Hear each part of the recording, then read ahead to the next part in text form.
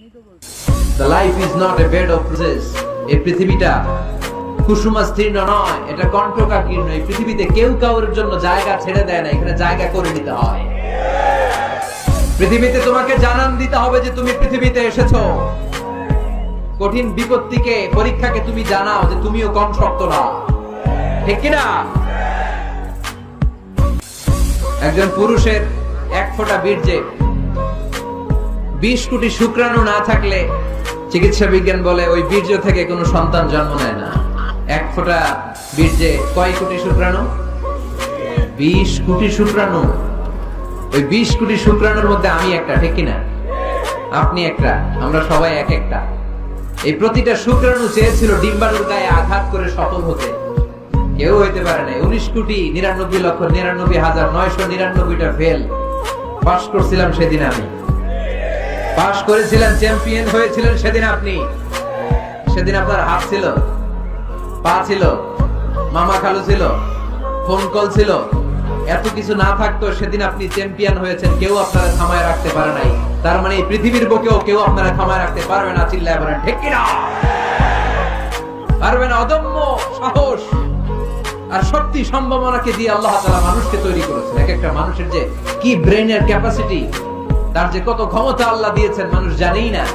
আল্লাহর হাবিব সাল্লাল্লাহু আলাইহি ওয়াসাল্লাম এরকম বাধা বিপত্তি অতিক্রম করে নিজেকে প্রমাণ করে করে সামনের দিকে এগিয়েছেন। 3 বছর জেল খাটলেন।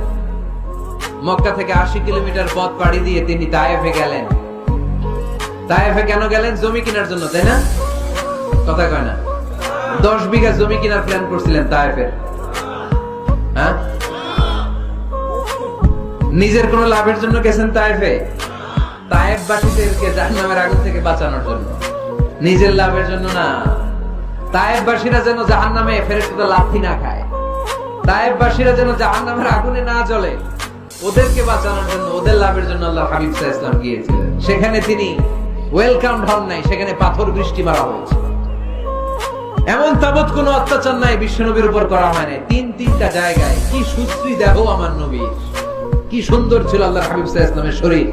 তিনি বলতেন আনা মালিহুন ওয়া আখি ইউসুফু সাবিহুন, আমি লাবণ্যময় সুন্দর, আমার ভাই ইউসুফ সাদা সুন্দর। মিলহুন থেকে মালিহ, মিলহুন মানে লবণ, লবণ থেকে লাবণ্যময়।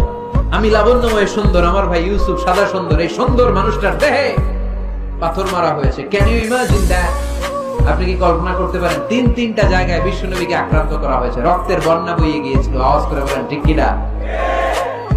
খেয়ে না খেয়ে দিন প্রচারের কাজে নিজেকে দিয়েছো বিলিয়ে।